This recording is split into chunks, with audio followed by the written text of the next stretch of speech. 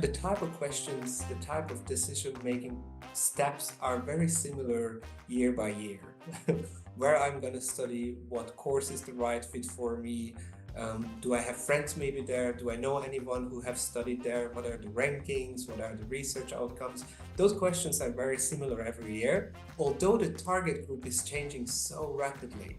So an 18 years old applicant or a student obviously has a much higher speed than an 18 years old applicant would have had 10 years ago.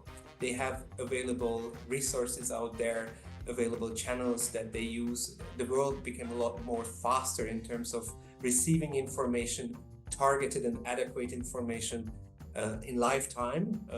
In that sense, the industry works on based on similar cycles every year. We are working towards an intake every year, but the target group is also changing very, very rapidly. Hello and welcome to EdTech and Pancakes. I'm your host, 𝐓𝐨𝐸𝐻𝐸𝐬𝐬, and my guest today is 𝐜𝐨𝐯𝐞𝐫𝐞𝐝, who's the head of sales strategy at SRH Higher Education.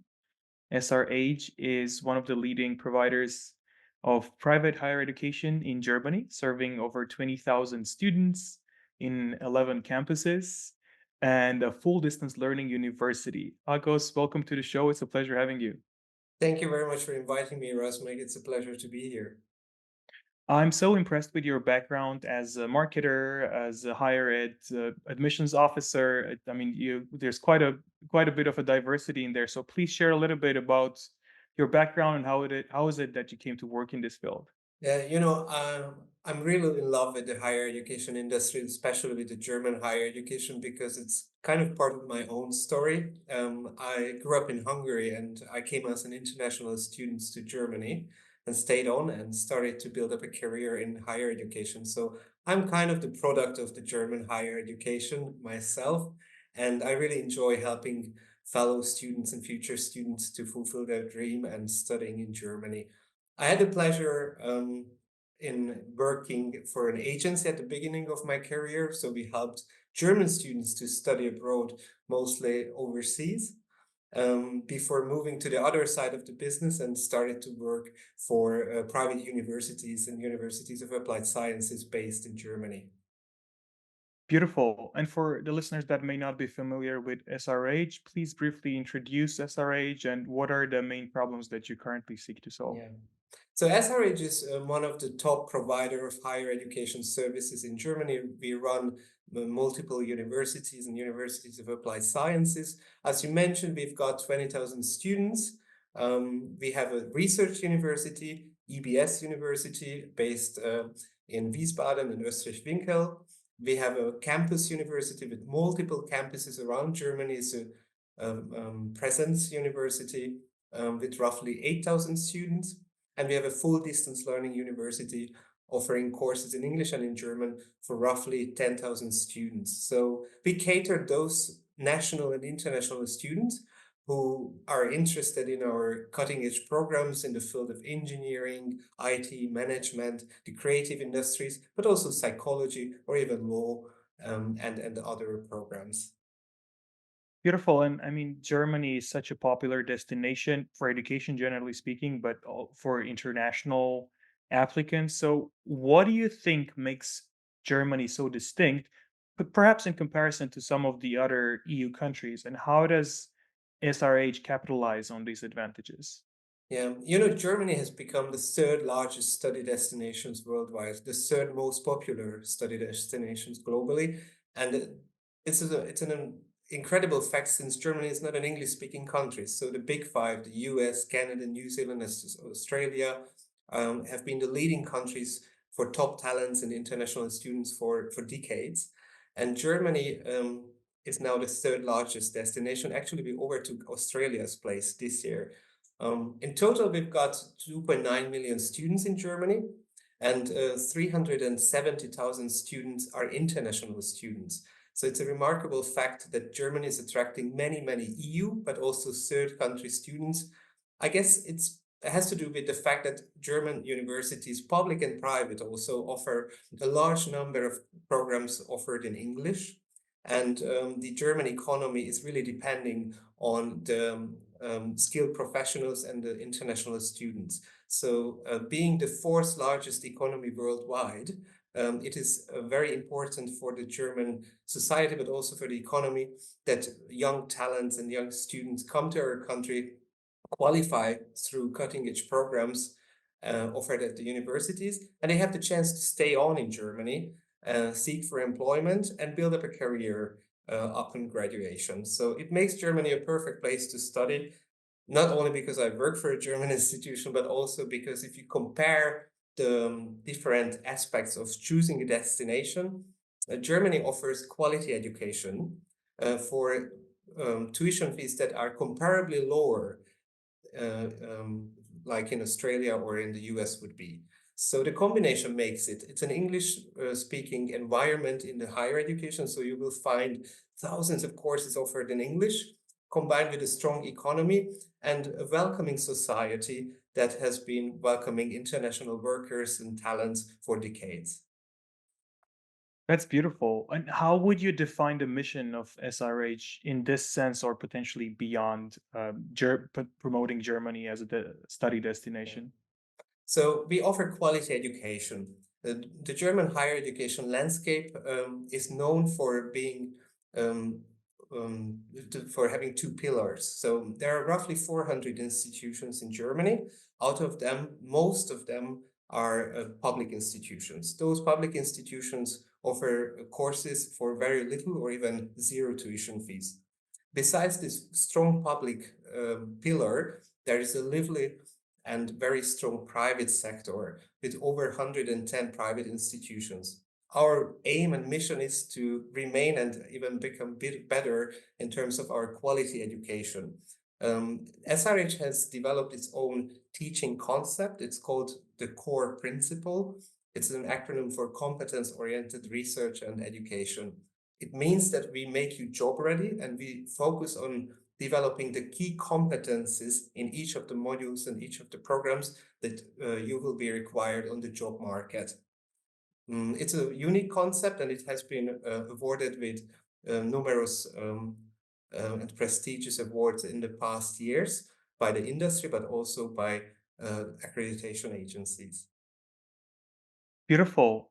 Let's speak a little bit about working as a higher ed marketer or within sales or admissions. And there's so much we could cover here, but maybe describe, how does your day-to-day work look like? What are the main tasks that you have to address as head of sales strategy?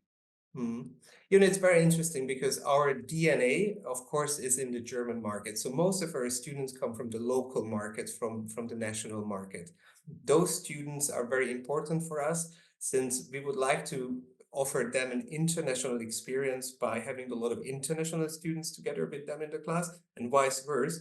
For our international students, we would like to ensure that they build up their own network in Germany. So to find the right balance in terms of which markets we target, it's very important in our job, or in my job in particular. The environment is also changing, obviously, since the demographic developments, the demographic change in the German society um, makes it a little bit harder for German universities since we have less younger students coming out of high schools year by year. That makes us, of course, interested in developing and entering new markets, international markets together. It is important that we also look at the different trends and areas of interest of students. So SRH is it's a private not-for-profit foundation. We have two pillars. We run private universities, as I mentioned, but we're also very strong in the healthcare industry. And health and IT would be two giant trends at the moment that we could face Mm, that will be very important for everybody, so to say, but also especially for students and the labor market. So we try to develop courses both at the bachelor and master's levels that have relevance for the German and also international labor market. For example, our digital health and data science program that is quite new, it is targeting exactly those international and national talents that would like to build up a career in the healthcare industry and also have a qualification that is equally recognized in Germany and also abroad. beautiful.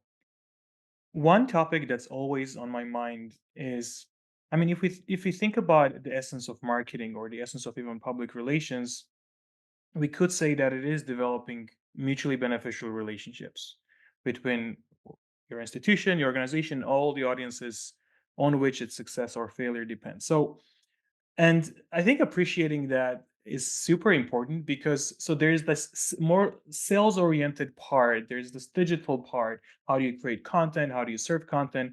And there's this part where it's actually how human oriented you are, how meaningfully you're serving. And obviously these two always have to go with each other in all fields. But I feel like especially in higher ed, like when I, for example, speak about admissions teams and university marketing teams, I mean, their missions are so intertwined. So how do you think universities can best combine these two? How do these two teams work together to achieve their common mission?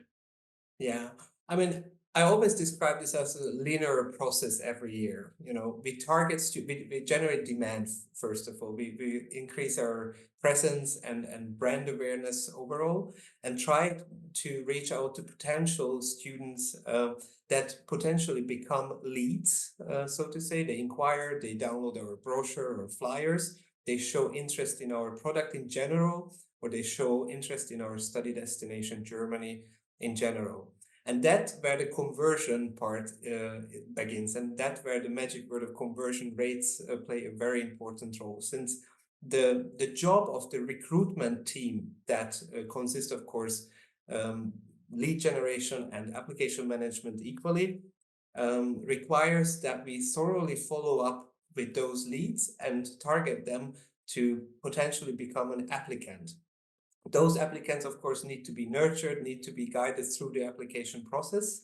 And most of them, or some of them, of course, become at one point an offer holder, and at the end of the process, one of our students. So the challenges that every university would face is, of course, the right targeting.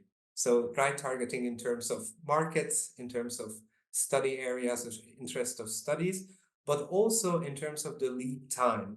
Those students who will come for studying in Germany in October this year, obviously they have been looking in the past months already about their options.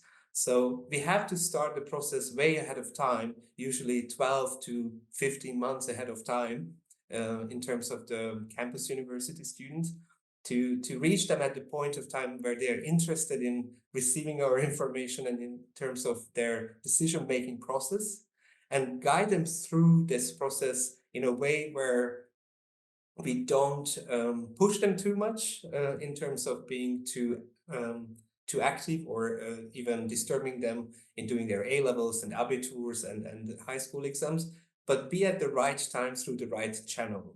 So it's a lot about communication. It's a lot about mix of channels, how we engage with the students, and it's of course a lot about who is telling what information. Students nowadays, of course, are mature students. They have all available information in their cell phone, in their pockets.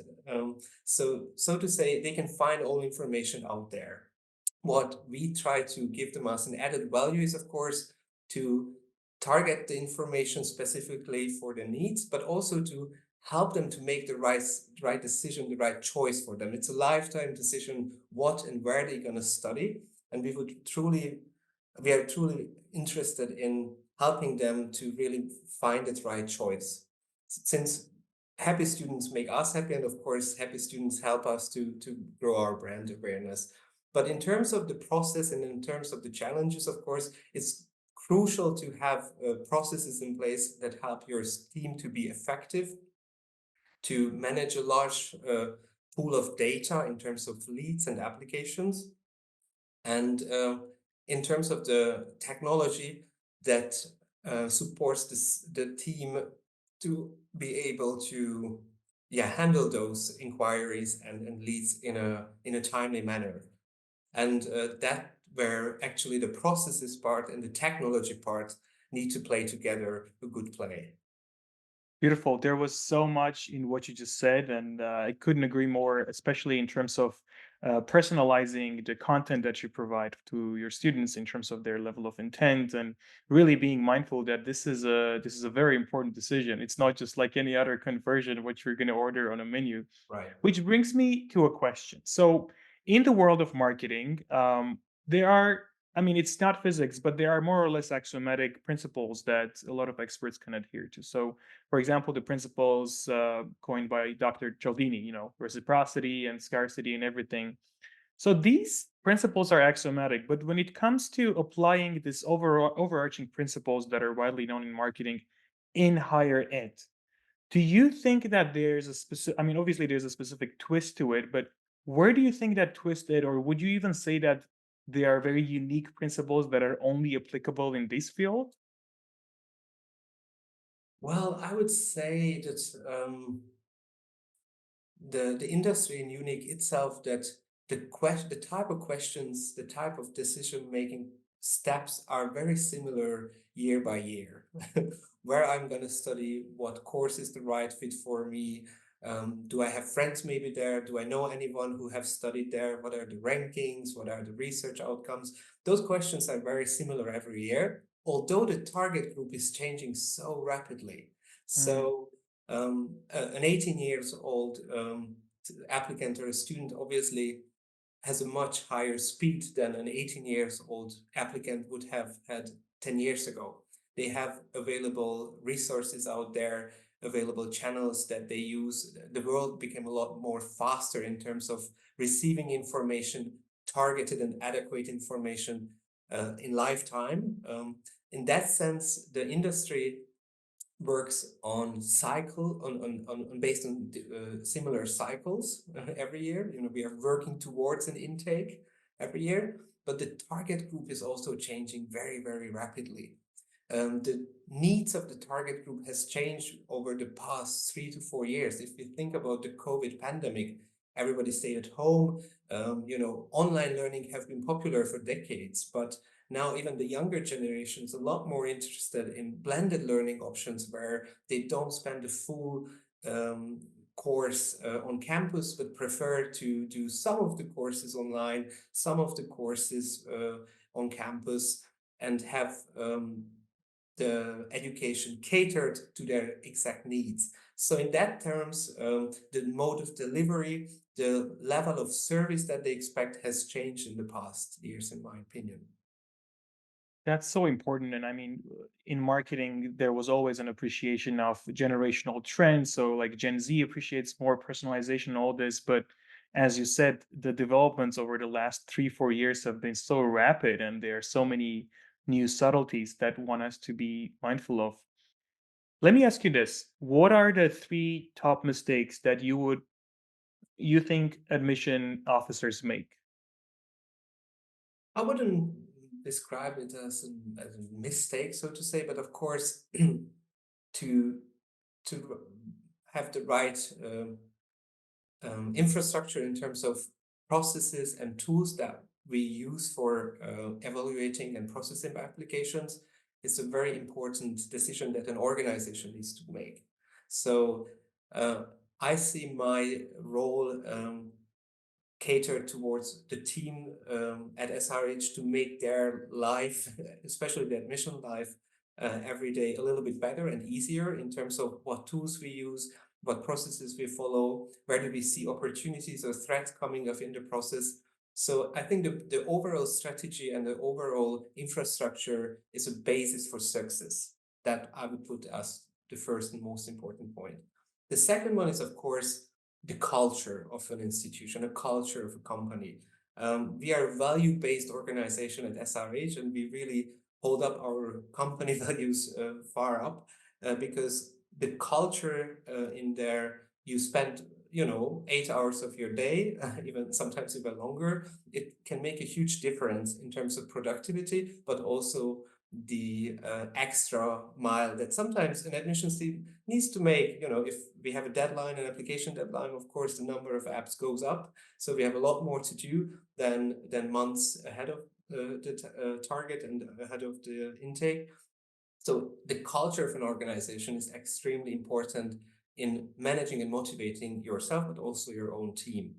And the third one probably is the data. So we have thousands of applications every year that we process, and those big numbers and the big data tells us actually most of the knowledge that we need to know in terms of the strategy and the targeting that we follow. So the data-driven working culture is so important that we not only at the beginning of a term evaluate what we have done, but continuously, even in lifetime, look at the data that tells us so much about where the opportunities and where the new markets will be in the future.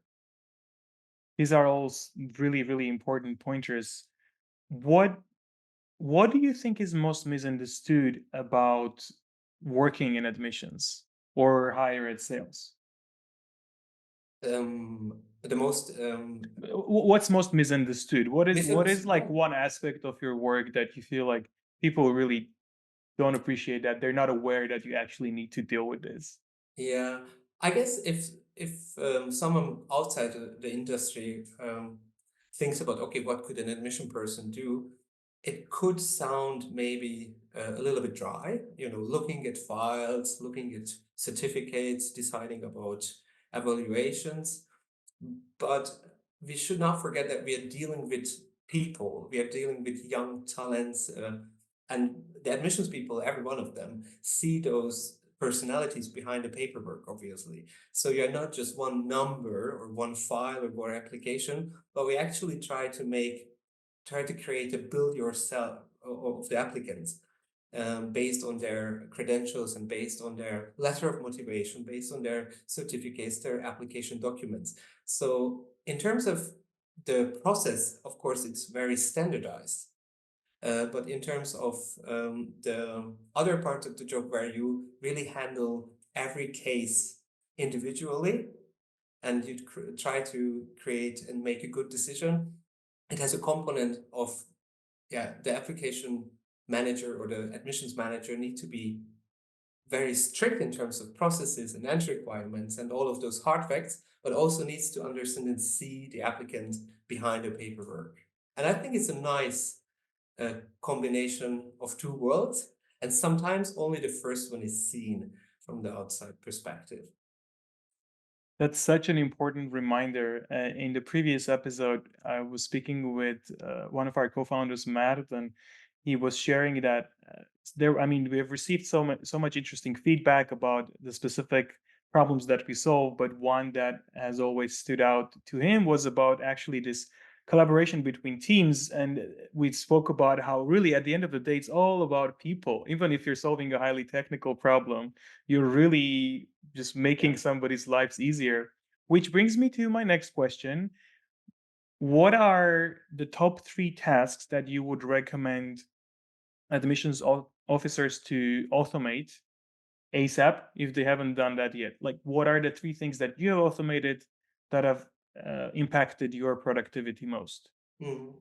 Yeah, SRH has started to use DreamApply a couple of years ago, and we really made this decision to go with you guys based on the system automation. So it is very important that the system that your team is using doesn't create additional work, but actually lowers the workload of your admission team. So we especially liked those features in the system, and your system in particular, that reduced the actual work of our admission team members. So reminding people of their missing documents, reminding applicants about deadlines, reminding applicants about the next steps. All those steps can be automated, and the system use a lot of those automatizations. That was a crucial point. We really liked the ability to pull data and evaluate data in the live system. So we are really able to manage our funnel on a data-driven basis. And of course, as a university, we work with recruitment partners, with country managers, with the admissions team, with academia. So it was very important that we create a system where those stakeholders have access to it, and we don't spend unnecessary times putting files from A to B or sending files and applications to A to B for review, but everyone in this process works in the same system, in the live system, that has also reduced our workload. So automation, as I said, the different login options for the different stakeholders, such as agents or academia or other members of the university, has helped us to reduce the actual time spent per application. Thank you so much for sharing that. And yes, it seems like the cutting the application processing time seems to be among the top three most popular types of feedback that we receive. So it's really interesting to hear you refer to it as well. But so comparing to the times when you were not working with a Mm, centralized admissions software, and you have kind of already pointed to this, but and now you have DreamApply, mm. how do you think it has changed your day-to-day work, like just as a human being working with this? What are the most important things that stand out in that sense? Well, what I've experienced with the team is actually that because we have the ability to pull data and evaluate data in the real time, I noticed that a lot of the team members have started to enjoy working with the system. So in the old world, we also had a centralized admission software, so to say, a different one, but it did not offer all of those features that we've got now. So the team has worked with the system and the old one, obviously, but we didn't really see the sparkle in their eyes when we asked for reports or we wanted to understand the funnel a little bit better and needed data.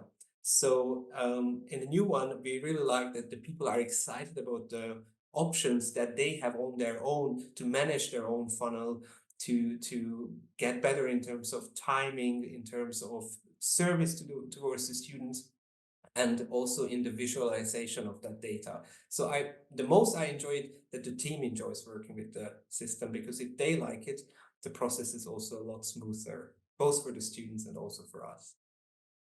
Beautiful. Thank you so much for sharing that.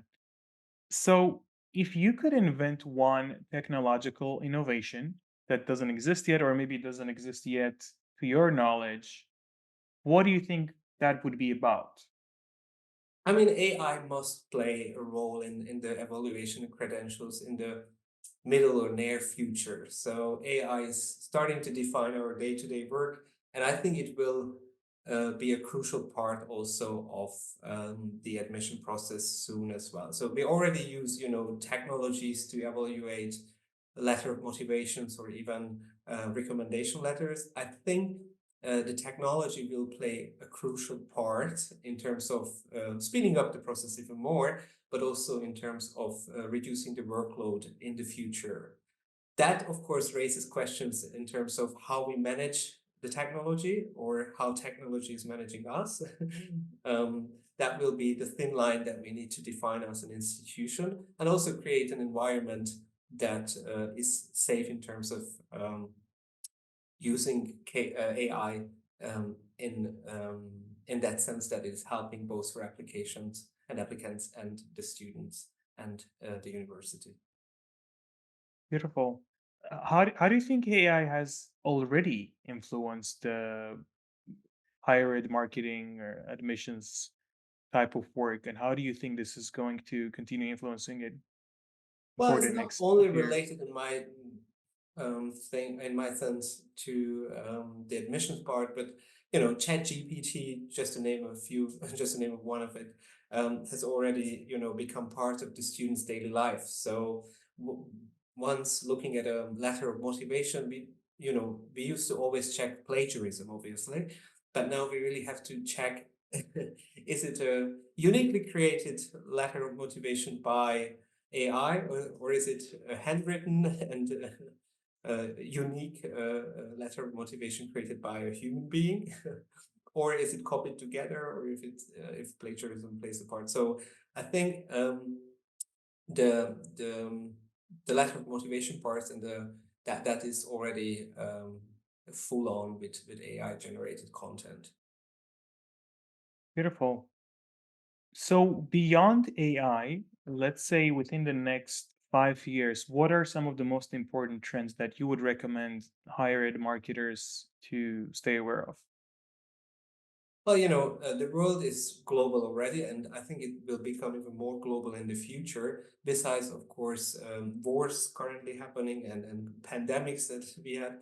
Um, I think the expectation of the future generation of applicants and students will be um, that they need education delivered at the highest quality through that channel that they use, through hybrid options catered to their needs. So I think the classical university where people sit together in a classroom, listen to a lecturer, um, won't happen in the future very often. Universities that would like to be different and would like to lead the way need to adapt to the changing world in terms of the required technology, how they deliver programs, but also in terms of how they process applications and how they manage the funnel.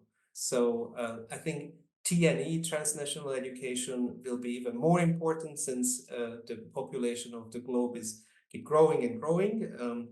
International student mobility will keep rising in the future, but I think that opening campuses, for example, in different markets where education is not available at that range that we are used to, that in Western Europe, will be a very important part to actually bring education to the students and not only the students to the campus. Beautiful. Thank you so much for sharing that. We're nearing the end of our episode, but if I may, I'd love to play a little word association game with you that is becoming traditional for the podcast. I'd just love to give you a word and just hear the first things that come to your mind, maybe an association with a few words. Should we? Sure. Beautiful. Sales, Well, it's marketing, education, future, persuasion, passion, service, expected. success. Successes. Well, it depends in what terms, but the first one that comes to my mind is the individual success, the success of the student Beautiful. And teamwork. makes the dream work. I love that. So perhaps the last question, is there a book you would recommend or any other resource you would recommend higher ed marketers, admissions officers, or anyone else working in this industry? Yeah, I mean, of course, there is literature available there, and I wouldn't promote a particular book. If you ask my honest opinion, I really enjoy connect with my peers. So you learn a lot from your peers if you build up your own network, even with university reps and colleagues that are not in your own organization, but maybe with the competitors. You can gain so much common knowledge and tell them about your experience and share about your knowledge and equally receive knowledge from them. So I really enjoy to surround myself with colleagues from different universities where we have a lot of topics that we can discuss without sharing any business secrets. So learning from peers benefited my career, I think, even more than any of the books or literature that I had.